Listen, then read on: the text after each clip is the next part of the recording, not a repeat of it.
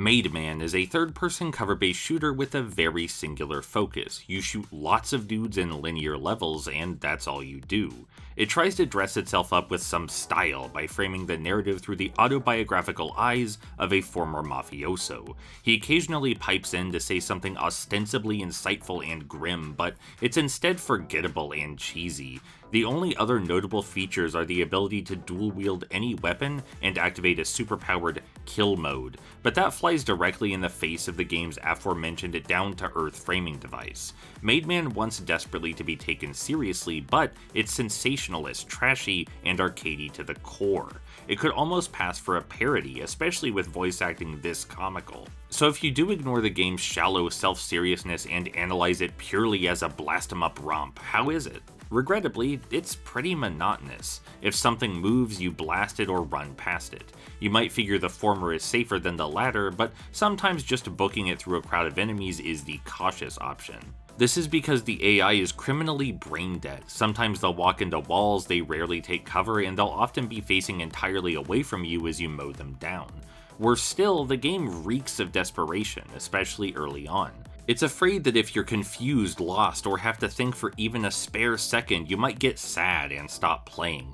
To this end, you're informed of nearly everything you should do at every turn. There's a bit in the first level where your foes have commandeered a crane and attempt to drop a car on you, which you would obviously want to avoid. But don't worry, there's a cutscene showing you the hazard in advance, and the narrator himself warns you not to stand under the crane. It's immensely insulting to the player's intelligence. Both in the story and gameplay, if there's a single moment something might be the tiniest bit mentally stimulating, the narrator will try to snuff it out for you. No need to actually play the game with your brain on, buddy. Don't worry, just go back to shooting guys and munching popcorn. MadeMan does occasionally slip in some set-piece shootouts with clever mechanical twists, but they go on far too long, feature farcical graphical bugs, and are easily cheesed. Like in the sniper showdown, the guy plinking at me from his chopper isn't actually pointing his gun at me. I guess they just figured nobody would pay attention. There is some masochistic satisfaction in forcing your way through these obnoxiously overlong rooftop rumbles and warehouse war zones, and to the design's credit, there's a real reason to use cover and aim for headshots. It's just a shame the seriously stupid enemies make it so trivial. If you're looking for just 1 ounce of artistic flourish or creative detail here, then, I guess the loading screen is pretty snazzy. Yeah, there's that.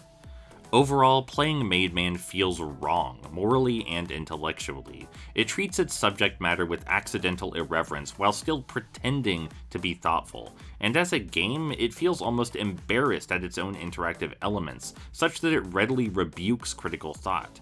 It's not entirely mindless or anything, and there are certainly worse third-person shooters, but none of them left me with so much distaste.